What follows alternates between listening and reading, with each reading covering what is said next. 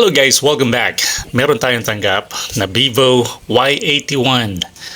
Okay, so itong phone na to dinala sa atin nang walang power. Ayan, hindi siya nagcha-charge.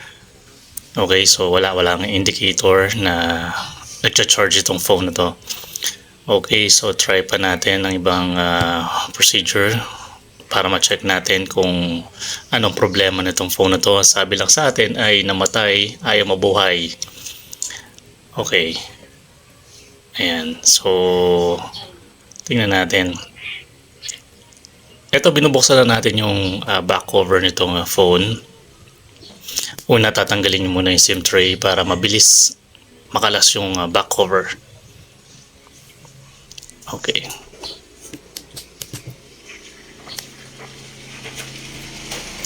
So, yun na.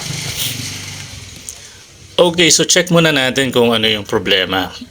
Baka yung battery, discharge na yung battery. I-check natin.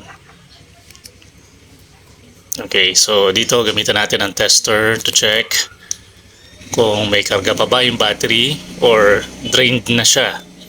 So mapapansin natin sa tester, wala siyang palo. Okay, or meron lang kaunting reading lang meron. Okay, so nakita na natin yung isang problema. Yung battery niya na-drain talaga. So, i-charge natin siya directly gamit yung ating improvised na charging cable. So, tinanggal natin yung pinakadulo ng charging cable. Tapos, inopen lang natin yung mga wire para sa negative, positive, and ground. Ayan. So, i-directa natin dun sa positive and negative ng battery gamit itong charger na to.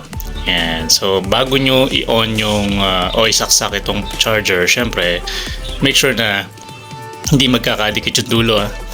Okay, so ito, hanapin na natin kung saan yung positive and negative. Okay. And then, i-direct charge na natin.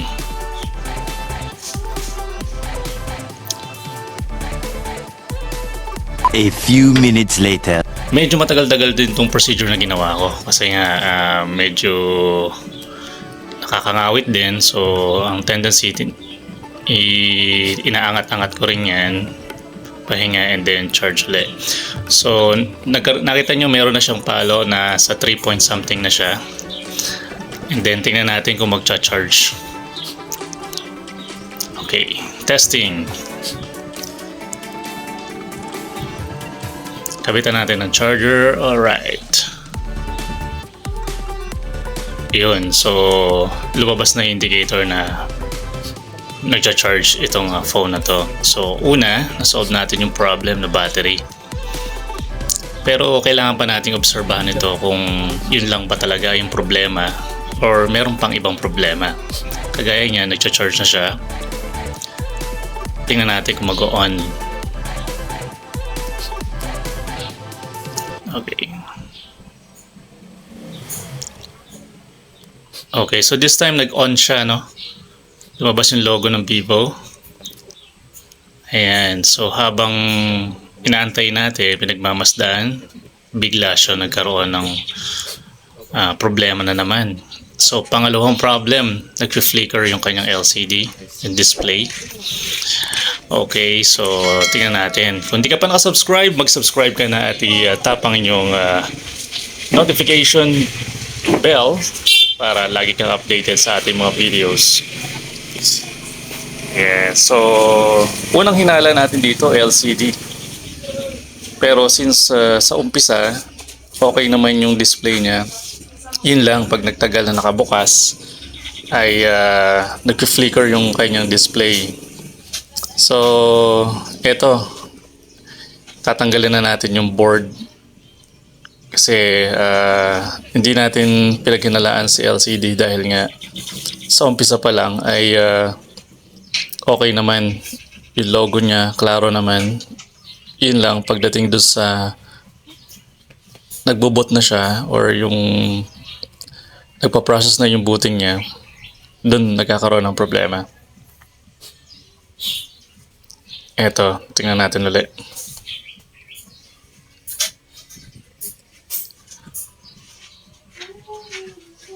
Yan. So, dito makikita nyo, normal yung display ng kanyang LCD indicator na nagcha-charge. Or charging indicator, I mean, na nagcha-charge. So, ayan. Sa umpisa, okay. So, wala sa LCD ang problem. Yun. Nagpe-flicker. Okay, so meron tayong gagawing paraan dyan para mawala yung flickering ng LCD. Okay, and yung procedure na to ay gagalawin na natin yung pinaka-board niya. Ito ay walang pinagkaiba dun sa problem na dead boot na tinatawag or yung sa logo, nagahang sa logo or nagluloop dun sa logo. So ito na yung ating board, tinanggal na natin. So yun, yung pinapakita dito, yun yung i-reheat natin. Tatanggalin muna natin yung cap nung oscillator na to. Ayan. Yan yung part na gagalawin natin. Dapat ingat din kayo dito na hindi ma-damage, no? Okay, so tinanggal muna natin this time yung cap. Yun, para lumabas o ma-reveal natin yung oscillator. Ang gagawin natin dito is pagagalawin lang natin para yung pagkakadikit niya is gumanda uli, parang bagong dikit. So binalik na rin natin yung cap, nilinis.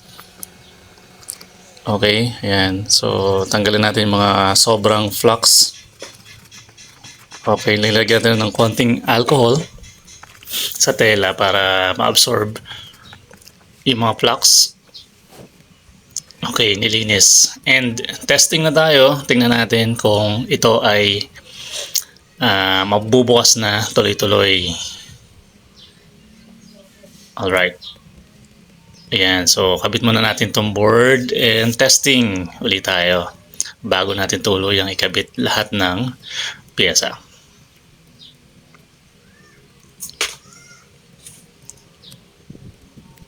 Okay, so naging madali lang ating repair dito. Inabot lang tayo ng mga 1 oras at mahigit. Okay, madali lang daw, no? Alright, ito yung karaniwang problem sa mga Redmi, Vivo, Realme. Yan. So ito, tinestingan natin. Nag-boot na siya sa logo. And habang inaantay natin, ayan, mukhang nagtutuloy-tuloy na. And ayun, nag-blink-blink na. And ito na. Tumuloy na siya sa kanyang pagbuboot, no? So, kung ikaw hindi ka pa nakasubscribe sa akin channel, mag-subscribe ka na. Click mo lang din yung notification button para lagi kang updated sa ating mga videos. Salamat sa inyong panonood.